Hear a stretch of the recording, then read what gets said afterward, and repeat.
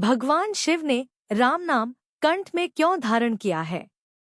माता पार्वती भगवान शंकर से पूछती हैं। प्रभु जे मुनि परमार्थवादी, कहीं राम कहु ब्रह्मा अनादि, से शारदा वेद पुराना, सकल करहिं रघुपति गुण गाना। भावार्थ, हे प्रभो, जो परमार्थ तत्व ब्रह्मा के ज्ञाता और वक्ता मुनि हैं, वे श्री रामचंद्र जी को अनादि ब्रह्मा कहते हैं और शेष, सरस्वती, वेद और पुराण सभी श्री रघुनाथ जी का गुण गाते हैं। तुम पुनि राम राम दिन राती, सादर जपहु अनंग आराती, रामू सो अवध नृप्ति सुत सोई, की अज अगुन अलखगति कोई। भावार्थ, और हे कामदेव के शत्रु, आप भी दिन रात आदरपूर्वक राम राम जपा करते हैं।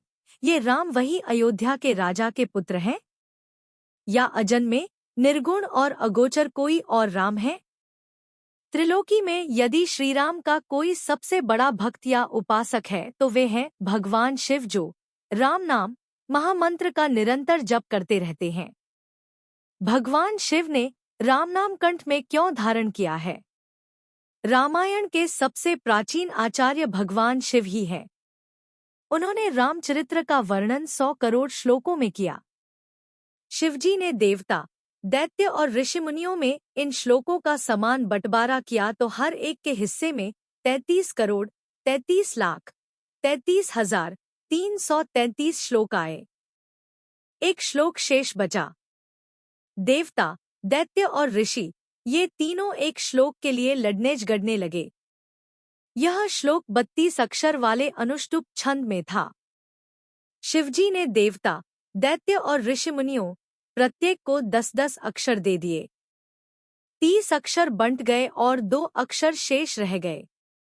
तब भगवान शिव ने देवता, दैत्य और ऋषियों से कहा, मैं ये 2 अक्षर मैं किसी को भी नहीं दूंगा। इन्हें मैं अपने कंठ में रखूंगा। ये 2 अक्षर रा और म अर्थात राम नाम है। यह राम नाम रूपी अमर मंत्र शिवजी के कंठ और जिह्वा के अग्रभाग में विराजमान है। भगवान शिव को र और म अक्षर क्यों प्रिय हैं? ऐसा माना जाता है कि सती के नाम में रकार अथवा मकार नहीं है, इसलिए भगवान शिव ने सती का त्याग कर दिया। जब सती ने पर्वतराज हिमाचल के यहाँ जन्म लिया, तब उनका नाम गिरिजा पार्वती हो गया। इतने पर भी शिवजी मुझे स्वीकार करेंगे या नहीं, ऐसा सोचकर पार्वती जी तपस्या करने लगी। जब उन्होंने सूखे पत्ते भी खाने छोड़ दिए, तब उनका नाम अपर्णा हो गया। गिरिजा और अपर्णा दोनों नामों में रकार आ गया तो भगवान शिव इतने प्रसन्न हुए कि उन्होंने पार्वती जी को अपनी अर्धांगिनी बना लिया। इसी तरह शिवजी ने गंगा को स्वीकार नहीं किया, परंतु जब गंगा का नाम भागीरथी पड़ गया, इसमें भी रकार है, तब शिवजी ने उनको अपनी जटा में धारण कर लिया। इस प्रकार राम नाम में विशेष प्रेम के कारण भगवान शिव दिन रात राम नाम का जप करते रहते हैं। तुम पुनि राम राम दिन राती, सादर जपहु अनंग आराती। मानस 108। 4। राम नाम प्रेमी भगवान शिव को राख, भस्म और मसान, श्मशान क्यों प्रिय है? भगवान शिव को राख और मसान इसलिए प्रिय है क्योंकि राख में रा और मसान में म अक्षर है, जिनको जोड़ देने से राम बन जाता है और भगवान शिव का राम नाम पर बहुत स्नेह है। एक बार कुछ लोग एक मुर्दे को श्मशान ले जा रहे थे और राम नाम सत्य है ऐसा बोल रहे थे। शिवजी ने राम नाम सुना तो वे भी उनके साथ चल दिए।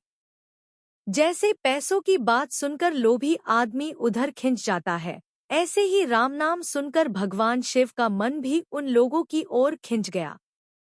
अब लोगों ने मुर्दे को श्मशान में ले जाकर जला दिया और वहां से लौटने लगे।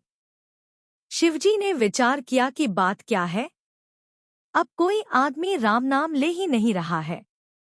उनके मन में आया कि उस मुर्दे में ही कोई करामात थी, जिसके कारण ये सब लोग राम नाम ले रहे थे।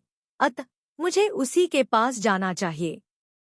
शिवजी ने श्मशान में जाकर देखा कि वह मुर्दा तो जलकर राख हो गया है। अतः शिवजी ने उस मुर्दे की राख अपने शरीर में लगा ली और वहीं मसान में रहने लगे। किसी कवि ने कहा है, बार बार करत रकार व मकार ध्वनि, पूर्ण है प्यार राम नाम पे महेश को।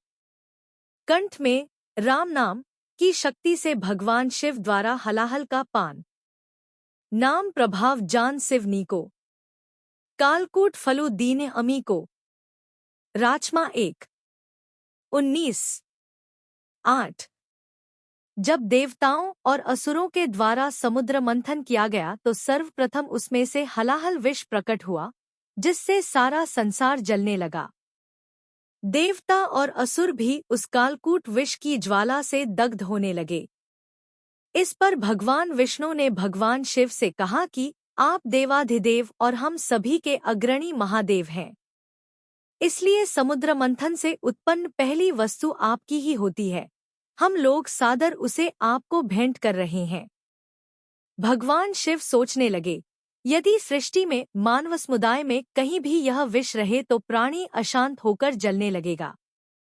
इसे सुरक्षित रखने की ऐसी जगह होनी चाहिए कि यह किसी को नुकसान न पहुंचा सके। लेकिन यदि हलाहल विष पेट में चला गया तो मृत्यु निश्चित है और बाहर रह गया तो सारी सृष्टि भस्म हो जाएगी। इसलिए सबसे सुरक्षित स्थान तो स्वयं मेरा ही कंठ प्रदेश है। भगवान विष्णु की प्रार्थना पर जब शिवजी उस महाविष का पान करने लगे तो शिवगणों ने हाहाकार करना प्रारंभ कर दिया।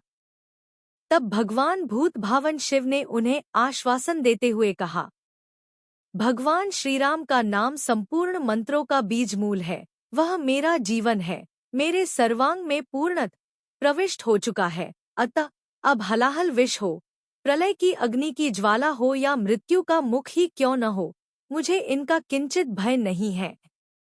इस प्रकार राम नाम का आश्रय लेकर महाकाल ने महाविष को अपनी हथेली पर रखकर आचमन कर लिया, किंतु उसे मुंह में लेते ही भगवान शिव को अपने उदर में स्थित चराचर विश्व का ध्यान आया और वे सोचने लगे कि जिस विष की भयंकर ज्वालाओं को देवता लोग भी सहन नहीं कर सके, उसे मेरे उदरस्थ जीव कैसे सहन करेंगे। यह ध्यान आते ही भगवान शिव ने उस विष को अपने गले में ही रोक लिया, नीचे नहीं उतरने दिया, जिससे उनका कंठ नीला हो गया, जो दूषण दोष न होकर उनके लिए भूषण हो गया।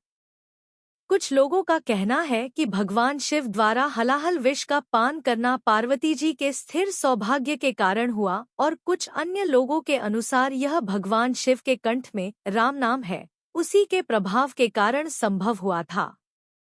जय श्री राम।